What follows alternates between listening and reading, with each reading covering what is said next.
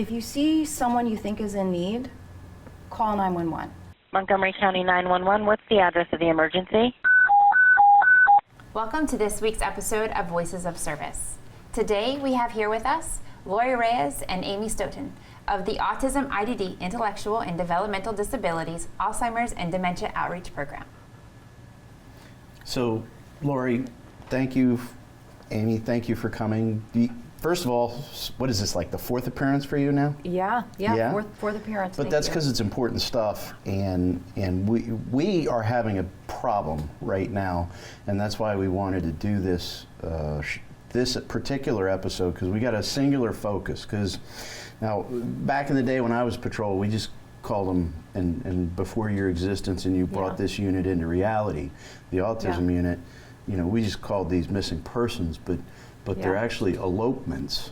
And we've had, I think we've had like 20 plus of these elopements of these vulnerable people in the last 2 weeks. In the last 2 weeks, And it's incredibly critical that our community knows what we can bring to the table and how we can help so that we get into the game. So tell us about these elopements. What's going on?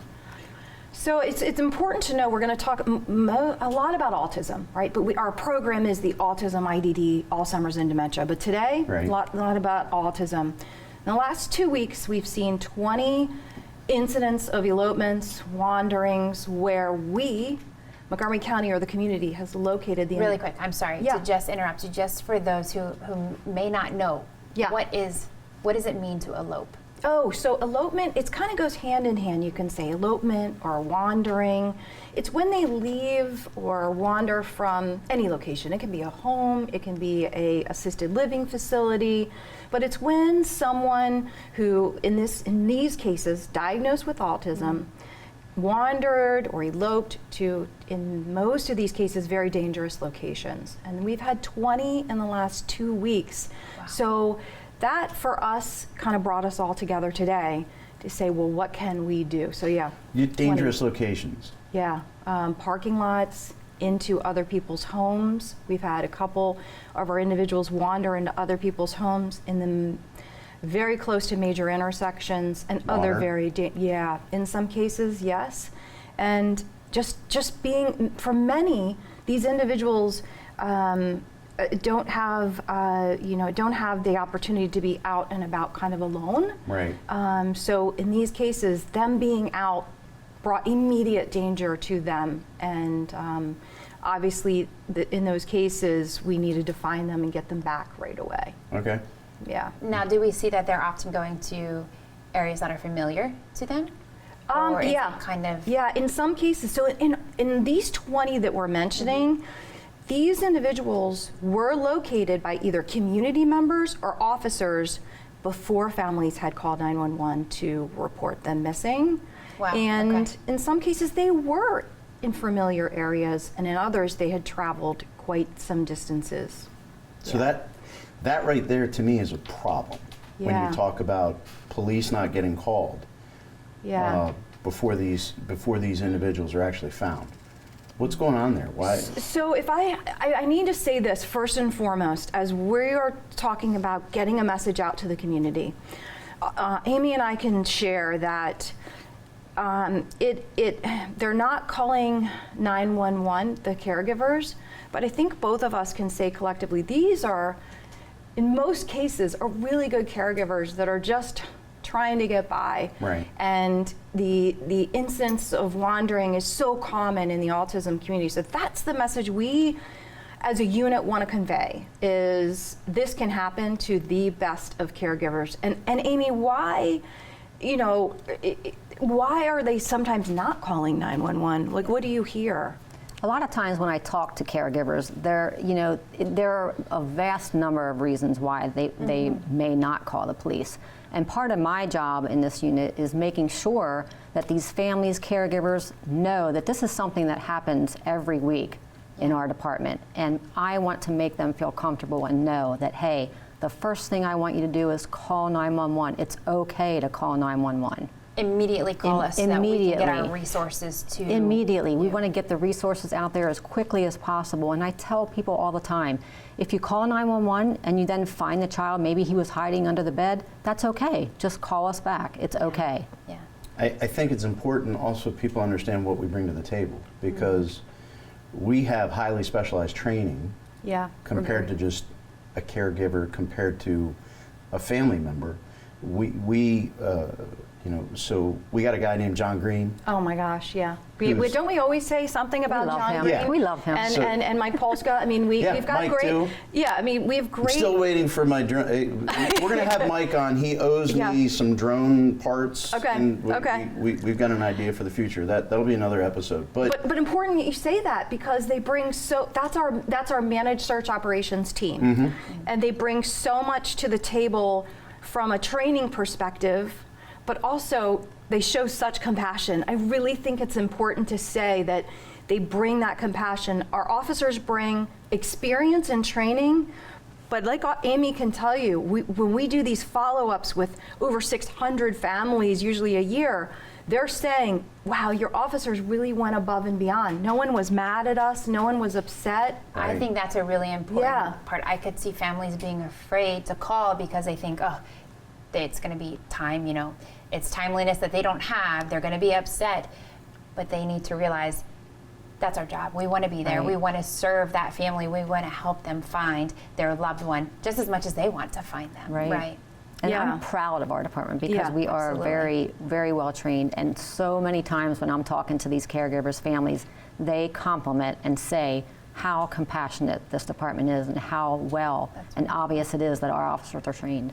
And I think to focus on too, sorry Chief, but no. to say that You're in we charge. handle, to say that we handle over 600 of these types of follow-ups, Amy herself doing so many of the follow-ups, and having that opportunity to also ask the family, what could we have done different, or what do you need from us? So that kind of spreads the message again of, we are here for you, we're here to help you. What are some of those resources that we do bring? So they call us. What then happens? Kind of walk me through the steps that a family should expect once they make that initial call to 911. I'm going to defer to the 25-year patrol officer, Officer Stoughton, for that. What do they expect, Amy, when they call 911? So it's when someone calls 911, that officer that gets that call initially, they're going to be the officer that responds to the house. And they might even check your house another time just to make sure. That is part of our training, to check that house a second time.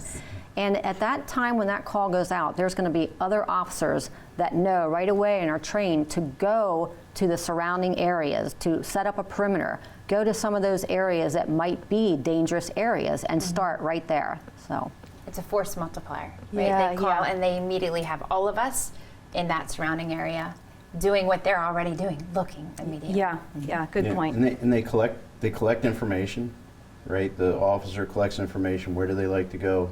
Are they attracted to anything? What is their condition? Because those are indicators for us. Yeah. So that when Good our point, yeah. search operations team folks get there, they can start directing the patrol. Because again, at a patrol level, we have a lot of good training, right? Yes. But then when we get the John Greens, the Polskas there, Yeah. they really know their stuff. Yeah, And they right. can direct our operations, direct our sergeants, and say, okay, we want to go here, we want to go there, did you check here? And we've seen incredible outcomes, right? We have. It's good that you bring that up, because I feel like we tell families all the time to call 911 that it's important to hear about the good stories. That when we locate someone, we really develop kind of sometimes relationships with families, and we do the follow-up, and those are the successful outcomes that maybe we get them even more support. We put them in touch with Pathfinders for Autism, or we work harder to make sure that they get the resources that they need. So calling 911 and having the success of a reuniting Would you like some more coffee? Oh my gosh. Getting the families back together Reuniting. is Reunification. that's the outcome, but they also get additional resources and Yeah. all of the things that go with that. So, well, thank you for that, for the coffee. Yeah, anytime. Thank No, Again, we're not going to talk too long because our message Yeah. is pretty simple, right? Yeah. Call 911. We're going to come help.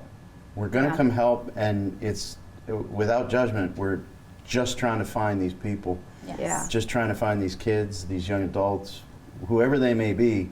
And it also, I'm glad you included the rest of the units, because we also have folks with Alzheimer's, Yeah. with dementia, and they do the same, Yeah, right? they do And the same.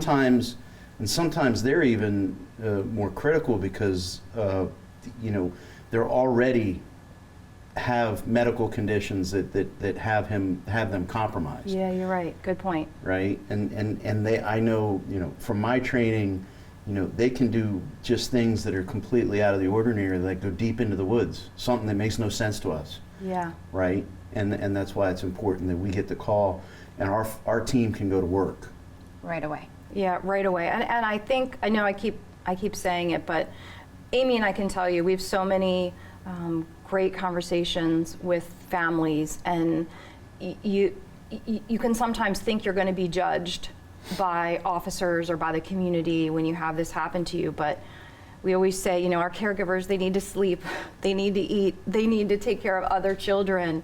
And that's kind of the first thing that we say to a family is, how are you doing? Take care of yourself too. And that's the message that we leave a family with when we do these follow-ups is make sure you take care of yourself. And we provide our cell phones and say, hey, listen, call us if you need us. And sometimes they just need that voice to hear on the other end of the line, really. Absolutely, to know they're not alone in Yeah, this. it's really amazing having those relationships, like she said. And just, sometimes it's not a one-time call. It's a relationship you develop, and you're following up again just to make sure, hey, how are you doing today? Can I add one more thing? For our community in general, sometimes the community says, well, what can we do? What can we do to help? And we say, one, if you see someone you think is in need, call 911. If you get it wrong, community members will say, well, what if it's a person that has that level of independence and I get it wrong and the officers approach them? It's okay. It's okay to not get it. It's okay to not get it right. If you call, you're just checking on the person. Yeah. So as the community, it's okay to also call and say, hey, could you just check on this person? I just have a feeling that maybe they need to be checked upon. Absolutely. Really quick, Yeah. before we end our episode, Yeah. I just want to bring attention to this because I know you've been on before. Yeah. And can you tell us a little bit about this shirt? So this shirt is part of our follow-up piece, and it's important to know. So this shirt is designed for individuals that cannot speak and are in immediate danger. This isn't for someone who's navigating to that level of independence. Autism is a vast spectrum, and we understand that, and we embrace the entire spectrum of autism. But for some who have profound autism that may wander and be at immediate danger, this t-shirt allows officers and the community to immediately recognize that this person might be in need. So it does say, please call 911 if I'm alone, on both sides. And it's bright yellow. And again, Amy and I know this isn't for everyone, right? Yeah. This is a personal choice for your loved one, but it's just one more tool that we provide as part of our safety kit. And just, it's really important to know that any safety suggestions that we give to a family, it's up to the family what they choose to put in place. Absolutely. The amount of compassion and empathy you two have and your team has is just amazing. And I'm so thankful for that because Thank you. you've really imparted that upon us as officers as we've come through and gone through your training. And I'm so thankful that our community has you guys to be able to respond out there and help them in that time of need as well. Well, thank you. We're lucky we have a great department. So thank you for this Absolutely. episode today. Thank Yeah. you. Thank you. Well, thank you guys for being here with us. Chief, do you have any other questions? No. All See, right. they answer them all. Yeah. Well, again, thank you guys for being here with us. Thank you. We appreciate it. We look forward for you to stay tuned, stay safe, and we'll see you next time.